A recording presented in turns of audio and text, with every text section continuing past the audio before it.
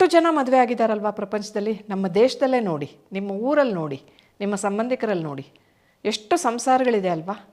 ಎಲ್ರಿಗೂ ಏನೋ ಒಂದು ಸಮಸ್ಯೆಗಳು ಬಂದೇ ಬಂದಿರುತ್ತಲ್ವ. ಹಲವಾರು ಸಮಸ್ಯೆಗಳು ಬಂದಿರುತ್ತೆ. ಅದನ್ನೆಲ್ಲ ಅವ್ರು ಹೇಗೆ ಎದುರಿಸಿದ್ರು, ಹೇಗೆ ಅದನ್ನು ದಾಟ್ಕೊಂಡು ಮುಂದೆ ಹೋದರು, ಹೇಗೆ ಸಂತೋಷವಾಗಿದ್ದಾರೆ ಅಂತಕ್ಕಂಥದ್ದನ್ನು ಯೋಚಿಸ್ಬೇಕು. ನೋಡಿ, ಯಾವುದೇ ಮದುವೆಯಲ್ಲೂ ಸಹ 100% ಮ್ಯಾರೇಜ್ ಅಂತಕ್ಕಂಥದ್ದು, ಸಕ್ಸಸ್ಫುಲ್ ಮ್ಯಾರೇಜ್ ಅಂತಕ್ಕಂಥದ್ದನ್ನು ನಾವು ನಿರೀಕ್ಷಿಸಲಿಕ್ಕೆ ಸಾಧ್ಯವೇ ಇಲ್ಲ. ಹಾಗೆಯೇ 100% ಫೇಲ್ಯೂರ್ ಅಂತಕ್ಕಂಥ ಮ್ಯಾರೇಜು ಸಹ ನಿಮಗೆ ಸಿಕ್ಕೋದಿಲ್ಲ. ಗಂಡ ಆಗಲಿ ಹೆಂಡತಿ ಆಗಲಿ ಟೈಲರ್ ಮೇಡ್ ಅಂತ ನಾವೇನು ಹೇಳ್ತೀವಿ ಆ ಥರ ಸಿಕ್ಕೋದಿಲ್ಲ. ಈ ಬ್ರ್ಯಾಂಡ್ ಡ್ರೆಸ್ಗಳ ಥರ ಅಂಗಡಿಗೆ ಹೋಗ್ತೀವಿ, ಯಾವುದೋ ಒಂದು ಈ ಥರದ್ದು ಇಂಥ ದೊಡ್ಡ ಬ್ರ್ಯಾಂಡದು ಅಂತ ಹೇಳ್ಬಿಟ್ಟು ತೊಗೊಂಡು ಬರ್ತೀವಿ.